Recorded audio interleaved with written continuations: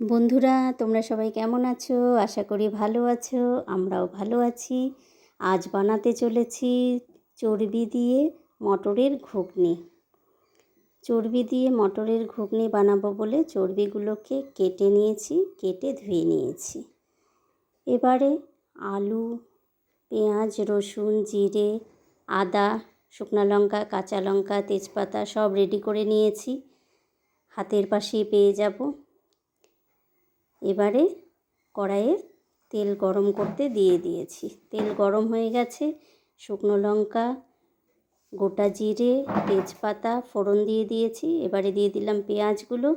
পেঁয়াজ দিয়ে ভেজে নিচ্ছি।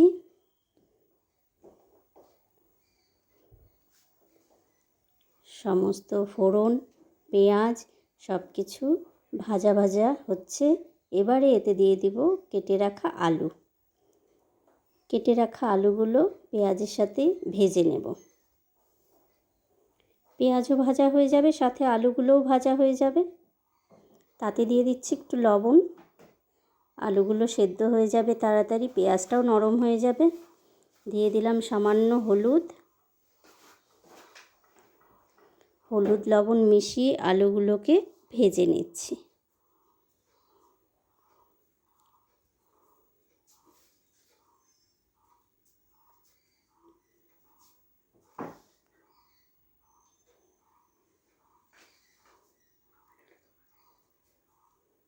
আলুগুলো প্রায় ভাজা কমপ্লিট হয়ে এসছে। এবারে এর মধ্যে দিয়ে দিব আগে থেকে বেটে রাখা মশলাগুলো।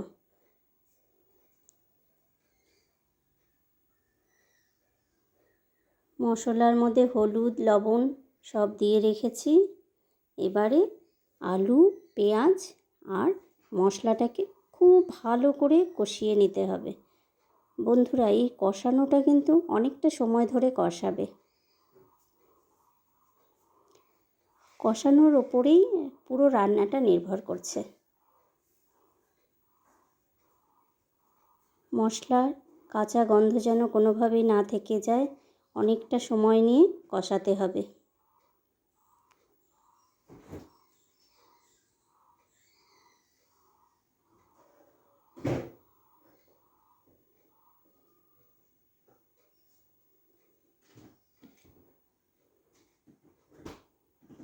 সুন্দর করে নেড়ে চেড়ে কষিয়ে নিচ্ছি।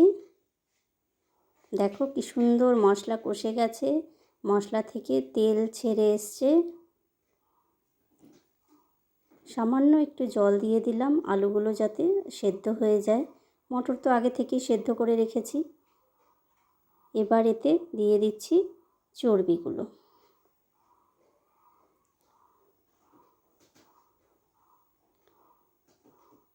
এবার আলুর সাথে মশলার সাথে চর্বিগুলোকে ভালো করে মিশিয়ে নিচ্ছি। কিছুটা সময় ধরে ভালো করে ভেজে নেব।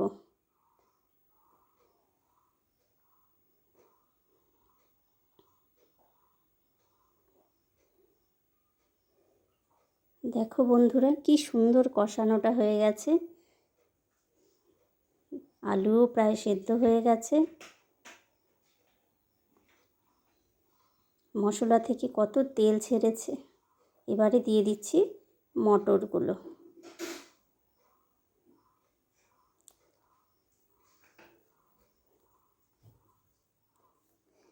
সেদ্ধ করে রাখা মটরগুলো দিয়ে দিলাম।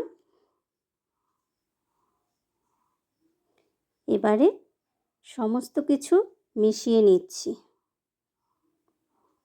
সুন্দর করে নেড়ে চেড়ে মিশিয়ে নিতে হবে।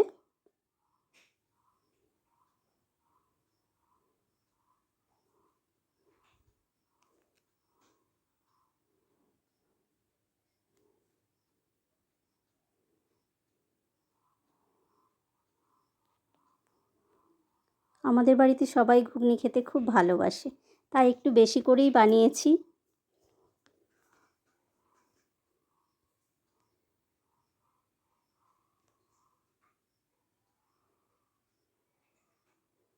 সব কিছু সুন্দরভাবে মিশিয়ে নিলাম।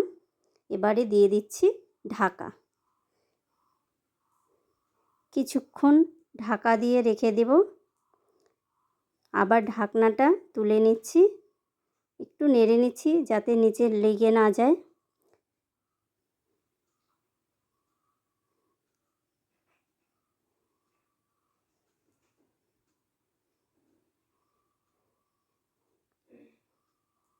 এবারে একটু সামান্য গরম জল দিয়ে দিলাম।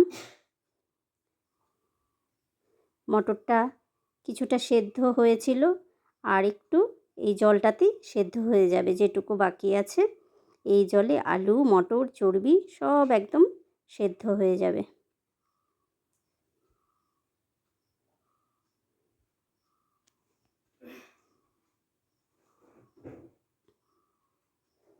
দেখো কি সুন্দর ফুটছে, দেখতে কি ভালো লাগছে। খেতেও খুব অসাধারণ হয়েছিল বন্ধুরা। এবারে নামিয়ে নিচ্ছি।